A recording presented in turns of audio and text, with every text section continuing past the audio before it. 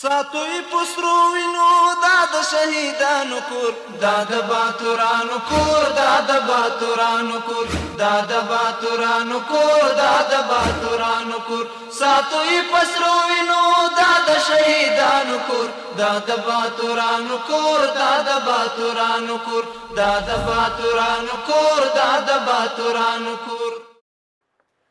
د لوی څښتن تعالی په نامه سلامونه ستړي مسئ د بلخ ملي تلویزیون قدرمنو لیدونکو د دې مهال خبرونو ته موضوع عبدالرحمن عاطف هرکلی کوم.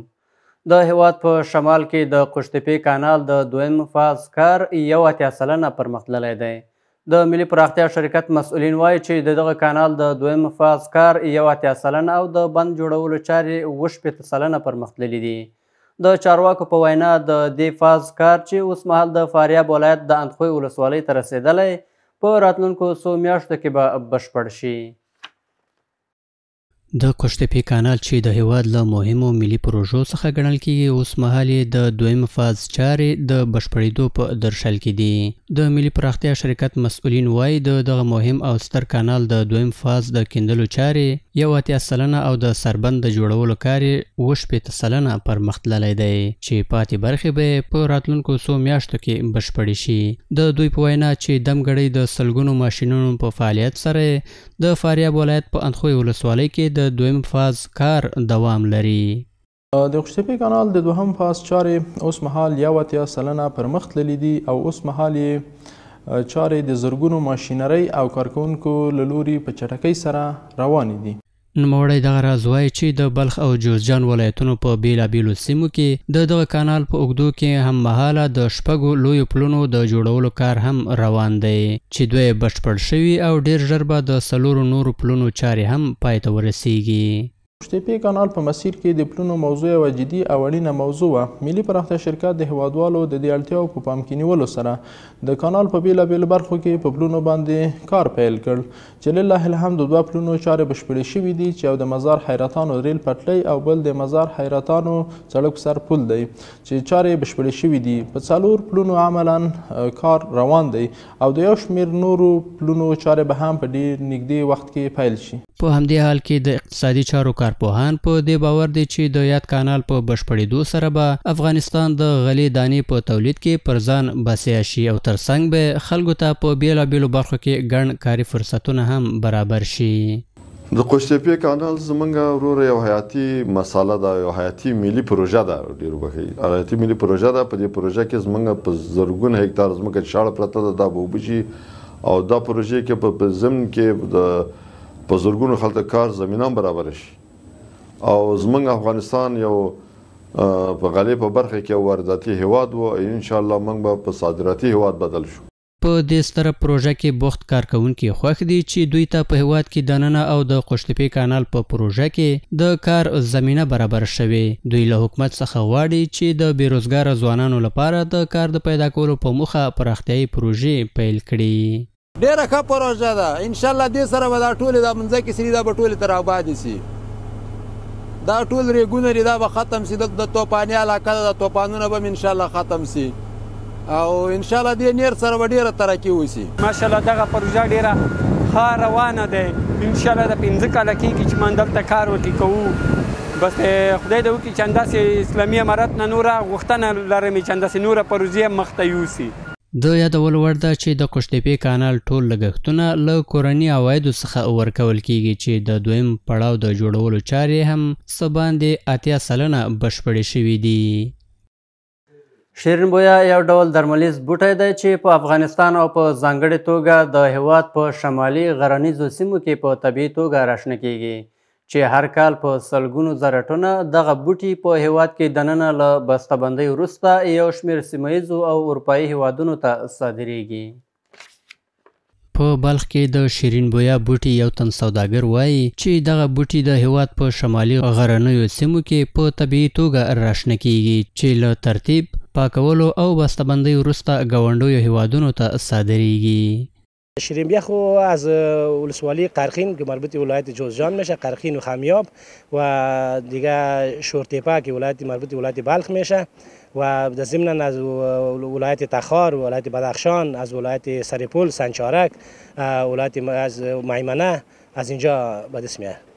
د بلخ ولایت د پانګونې او سوداګرۍ خونې رئیس وایي شیرین بویه د درملیزو ځانګړتیاو په لرلو خوراکي او د سینګار توکو او دغه راز د یو شمېر ګازي څښاکو په ګډون په بېلابېلو صنایعو کې د پراخې کارونې له امله د آلمان هیواد په ګډون ګڼو اروپایي هیوادونو ته صادریږي. ایدیا بیشتر به کشورهای آسیای میانه، چین، فرانسه، آلمان، امریکا و در کشورهای خاورمیانه صادر میشه که لحاظ اهمیت صادرات از این که وابسته به مورد استفاده از می باشه. نوموړي دغه راز په ډاګه کړه چې سږ کال له افغانستان څخه 6.26 ټنه شیرین بویه صادر شوي دي. در 8 ماه سال گذشته در 1402 به مقدار 4.27 تن صادر شده بود و در 8 ماه سال جاری 1403 این مقدار به 6.26 تن رسیده. این یک تفاوت قابل ملاحظه را نشان میده. د یادولو وړ ده چې شیرین بویه د هاضمې ستونزو، میکروب ضد او د بدني دفاعي سیستم پیاوړي کولو اړوندو درملو د جوړولو ترڅنګ د ګازي څښاکو، د چاکلیټ او دغه راز د بېلابېلو نورو خوږو په تولید کې هم کارول کیږي. باید وویل شي چې له دغه بوټي څخه په دودیزه توګه هم د درملنې په موخه ګټه اخیستل کیږي. د بریل نړیواله ورځ چې د ړندو لپاره د لیکلو ځانګړې طریقه ده په بلخ ولایت کې د ناروې کمیټې لخوا د یو لړ مراسمو په ترڅ کې ولمانځل شوه. دا پروګرام د ړندو د حقونو د ملاتړ او د هغوی د زده کړیزو اړتیاو ته د پاملرنې په موخه جوړ شوی و.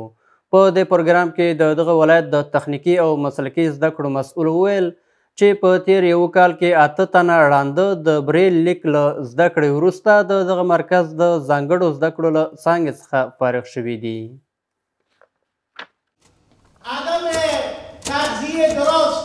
د جنوري له 4مې نیټې څخه په بلخ ولایت کې د بریل لیک له نړیوالې ورځ څخه چې د نابینا کسانو د لیکلو بڼه ده لمانځنه وشوه.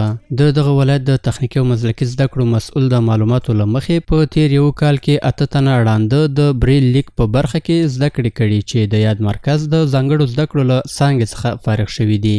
نوموړي زیاته کړه چې دغه بهیر به د ړندو لپاره د غوره زده کړو د زمینې برابرولو په موخه دوام ولري.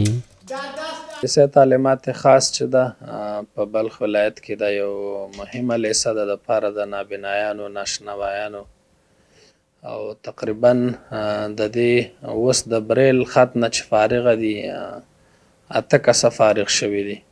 ورته مهال مسؤلینو په بلخ کې د ړندو لپاره د غوره زده کړو د برابرولو په موخه د لا زیاتو اسانتیاو رامنځته کولو په برخه کې د حکومت هڅې وستایلې او ټینګار یې وکړ چې نړیوالې موسسې هم باید د ړندو لپاره د ورته اسانتیاو په برابرولو کې همکاري وکړي.